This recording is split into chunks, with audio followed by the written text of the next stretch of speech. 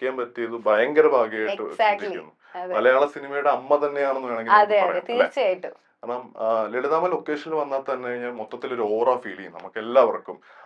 അമ്മ അഭിനയിക്കുന്ന രീതി, അമ്മ ആൾക്കാരോട് സംസാരിക്കുന്ന രീതി, അമ്മ വർക്കിനെ എത്രത്തോളം കാര്യമായിട്ട് കാണുന്നുണ്ടെന്നുള്ള രീതി, ഇതൊക്കെ തന്നെയാണ് നമ്മൾ കൂടെ വർക്ക് ചെയ്യുന്ന ആർട്ടിസ്റ്റുകൾക്ക് ബഹുമാനം തോന്നിപ്പിക്കുന്നത്.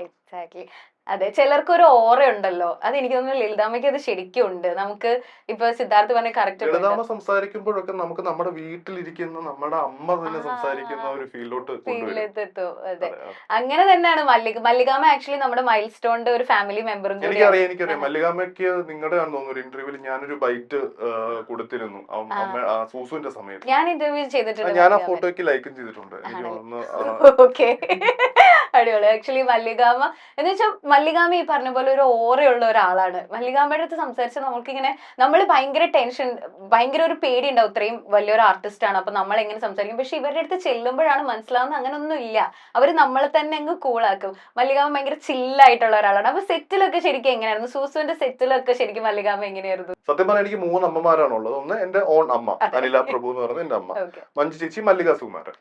മല്ലികാമ്മയെ കുറിച്ച് പറയുവാണെങ്കിൽ ഈ പറഞ്ഞ പോലെ മലയാള സിനിമയിൽ മമ്മൂക്ക എങ്ങനെയാണോ അതേപോലെ തന്നെ ഉള്ള ഒരാളാണ് മല്ലിക സുകുമാരൻ.